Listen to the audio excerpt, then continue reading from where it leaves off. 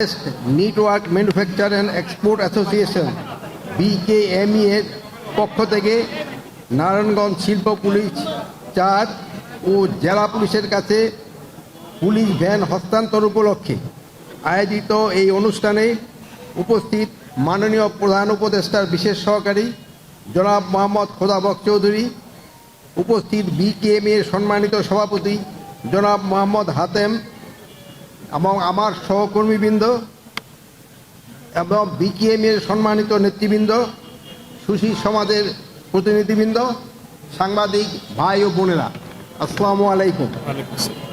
বক্তব্যের শুরুতে আমি গভীর শ্রদ্ধা ভরে স্মরণ করছি 1971 সালে মহান স্বাধীনতা যুদ্ধে আত্মদানকারী শহীদ ও বীর মুক্তিযোদ্ধাদেরকে এবং একই সাথে সশ্রদ্ধ চিত্তে স্মরণ করছি জুলাই বিপ্লবের সকল শহীদ ও আহতদেরকে। আরও স্মরণ করছি সাহসী ছাত্র জনতা সহ সেই সব অকুতভয় তরুণদের যাদের আত্মত্যাগের বিনিময়ে জুলাই বিপ্লব সফল হয়েছে। সুধীমণ্ডলী, আজকের এই অনুষ্ঠানে আপনাদের মাঝে উপস্থিত হতে পেরে আমি অত্যন্ত আনন্দিত। Bangladesh knitwear manufacture and export association BKME এর পক্ষ থেকে নারায়ণগঞ্জ শিল্প পুলিশ 4 ও জেলা পুলিশের কাছে পুলিশ ভ্যান হস্তান্তরে এই উদ্যোগ নিঃসন্দেহে একটি প্রশংসনীয় এবং দৃষ্টান্তমূলক কার্যক্রম। শিল্পাঞ্চলের নিরাপত্তা, শ্রমিকদের সুরক্ষা, আইন শৃঙ্খলা রক্ষা এবং শিল্প খাতে শান্তিপূর্ণ কর্মপরিবেশ বজায় রাখতে শিল্প পুলিশ ও জেলা পুলিশের ভূমিকা অত্যন্ত গুরুত্বপূর্ণ। বিশেষ করে নারায়ণগঞ্জের মতো একটি ঘনবসতিপূর্ণ শিল্প সমৃদ্ধ অঞ্চলে দ্রুত পুলিশ সেবা কার্যকর এবং মোবিলিটি নিশ্চিত করা ও আইন শৃঙ্খলা রক্ষায় অপরিহার্য। আজ হস্তান্তরিত এই পুলিশ ভ্যানগুলো সেই কার্যক্রমকে আরও গতিশীল কার্যকর করবে বলে আমি দৃঢ়ভাবে বিশ্বাস করি।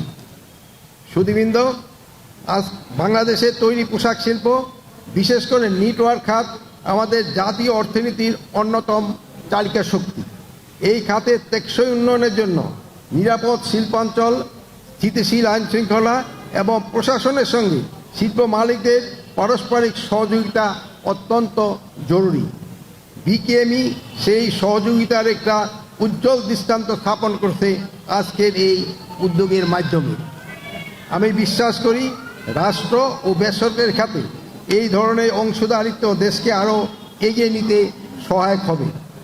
বিশেষত আপনারা জানেন যে গত জুলাই বিপ্লবে পুলিশের যানবাহন সহ অন্যান্য লজিস্টিক ব্যাপক আকারে ক্ষতিগ্রস্ত হয়েছে।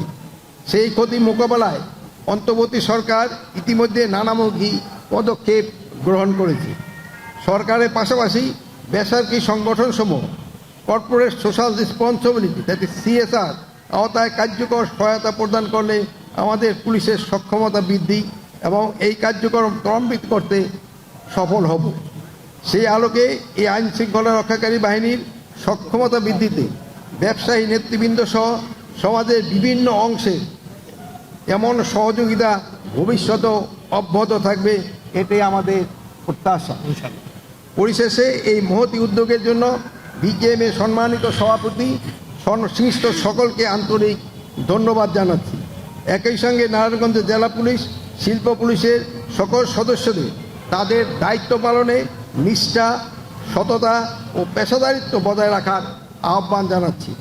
আপনাদের সকলের সহযোগিতায় একটি নিরাপদ, শান্তিপূর্ণ ও সমৃদ্ধ বাংলাদেশ গড়ে উঠবে, এই প্রত্যাশায় আজকের বক্তব্য শেষ করছি। আল্লাহ হাফেজ। 3টা লিফট যেন নিচে থাকে, 3টা লিফট নিচে থাকে যেন। যে নির্বাচন করবে না ওটা তো আমরা জানি, তার ওনার ব্যক্তিগত ইচ্ছা।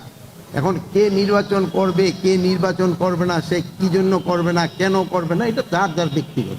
এটা ব্যক্তি তো আমাদের তো বলার মতো কোনো কিছু নেই। এখন নিরাপত্তা তো একটা বড় ধরনের শব্দ। তা আপনারাও আজকে সবাই তো এখানে আসছেন, আবার আপনারাও তো বলতে পারতেন যে আমি নিরাপত্তার সংকট আছে, আমরা কেউ আসবো না। তো এইটার ক্ষেত্রে তো মনে হয় যার যার ব্যক্তিগত ব্যাপার, উনি নির্বাচন কেন করবে না, এটা হয়তো আমার এই ভাইয়েরা আছে যে ওনারা অনুসন্ধানী সাংবাদিকতা করলে হয়তো ওনারা বের করতে পারবে। এই বন্ধ করে দিছে এটা আমি জানি না। এই জিনিসটা হলো আমি আপনাদের কাছে এখনই শুনলাম যে পররাষ্ট্র মন্ত্রণালয় ঠিক আছে, ইন্ডিয়ান পররাষ্ট্র মন্ত্রণালয় আমাদের কর্মচারী কর্মকর্তাকে তলব করছে।